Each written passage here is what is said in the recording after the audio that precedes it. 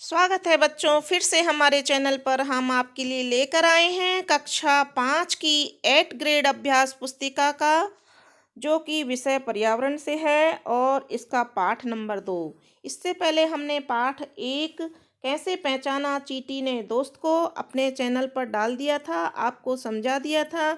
यदि आपको समझ में नहीं आया है तो आप हमारे चैनल पर जाकर पहले पाठ को पुनः देखें और समझने की कोशिश करें। अब हम शुरू करने जा रहे हैं पाठ 2, कहानी सपेरों की। तो कहानी सपेरों की में पहला प्रश्न देखते हैं। बॉक्स में दिए गए उपयुक्त शब्दों से रिक्त स्थानों की पूर्ति कीजिए। बीन, मृत्यु, कालबेलिया, ये 3 शब्द दे रखे हैं, इनको हमें खाली जगह में भरना है। पहली खाली जगह में कालबेलिया आएगा। कालबेलिया लोग सांपों को बीन बजाकर नचा सकते हैं। तो यहाँ हमने खाली जगह में कालबेलिया और दूसरे खाली जगह में बीन भर दिया है। प्रश्न नंबर 2 है खाली जगह की। सांप के काटने से मौके पे ही क्या हो जाती है? मृत्यु हो जाती है। तो यहाँ हम मृत्यु भर देंगे। अब है आगे का प्रश्न नंबर 2। दिए गए चित्रों को ध्यान से देखकर प्रश्नों के उत्तर दीजिए। दिए गए चित्र में आपको कौन सा वाद्य यंत्र दिखाई दे रहा है? तो यहाँ चित्र में हमको बीन दिखाई दे रही है, तो बीन लिख देंगे। यह वाद्य यंत्र किससे बना हुआ होता है? तो यह वाद्य यंत्र सूखी लौकी से बनाया जाता है। सूखी लौकी जो होती है या कद्दू होता है, उससे इसको बनाया जाता है।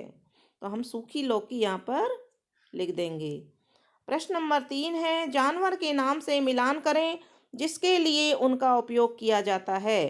तो यहाँ पर एक तरफ जानवरों के नाम हैं और दूसरी तरफ उनके उपयोग दिए हुए हैं, तो हम सही की जगह सही निशान लगा देंगे। गाय क्या देती है? हमको दूध देती है, इससे मिला देंगे। घोड़ा भार वहन करते हैं।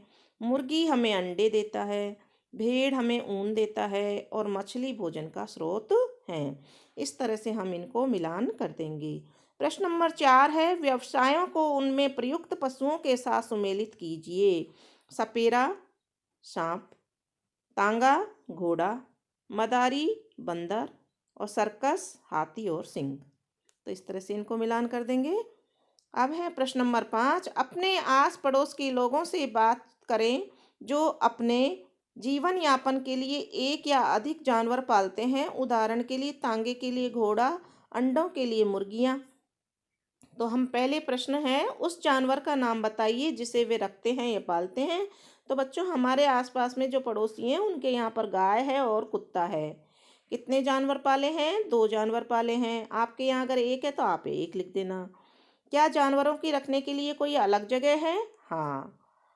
उनकी देखभाल कौन करता है? स्वयं जिनके पास ये जानवर हैं वो स्वयं इनकी देखभाल करते हैं।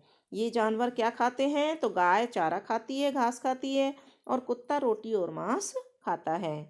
इन लोगों को रोजी रोटी के लिए जानवरों से क्या मिलता है? तो गाय से दूध मिलता है और कुत्ते से सुरक्षा होती है घर की। तो यहाँ हम लिख देंगे सुरक्षा कुत्ते से मिलती है। प्रश्न नंबर 6 है, दिए गए जानवरों के चित्र के नाम लिखते हुए जहरीले जानवरों के चित्र में घेरा लगाइए। हम यहाँ तीनों चित्रों के नाम देखते हैं। ये मोर है तो यहाँ हम मोर लिख देंगे। ये मछली है, यहाँ मछली लिख देंगे। और ये सांप है तो सांप लिख देंगे। साथ ही सांप जहरीला जानवर है तो इसके चित्र पर हमको गोला लगाना है। प्रश्न नंबर 7 है, पहेलियों को बूझकर जानवर का नाम बताइए।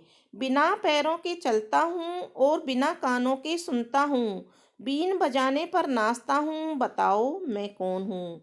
तो बीन बजाने पे जो नाचता है और जिसके कान नहीं होते वो होता है सांप। तो यहाँ हम सांप लिख देंगे। दूसरी पहेली है, ऊंट की बैठक हिरन सी तेज चाल, वह कौन सा जानवर जिसके पूंछ न बाल। यानी कि हिरन की तरह चलता है उछल उछल के और ऊंट की तरह बैठता है, तो और पूंछ नहीं है और बाल भी नहीं है। तो ऐसा जानवर है मेंढक। ये मेंढक तेज चलता है और इसकी शरीर पर बाल नहीं होते हैं। तो यहाँ मेंढक लिख देंगे। तीसरी पहेली है, जंगल में हो या पिंजरे में रौब सदा दिखलाता, मांसाहारी भोजन जिसका वन राजा कहलाता। तो यहाँ शेर आ जाएगा। शेर को वन का राजा भी कहते हैं और मांसाहारी भोजन है उनका। तो यहाँ शेर आ जाएगा। प्रश्न नंबर 8 है, निम्न वर्ग पहेली से जानवरों के नाम छांट कर लिखिए। ये वर्ग पहेली है। हम देखते हैं यहाँ पर कछुआ, तो कछुए को यहाँ लिख देंगे। मेंढक, तो मेंढक को यहाँ लिख देंगे। बंदर, बंदर को यहाँ लिख देंगे।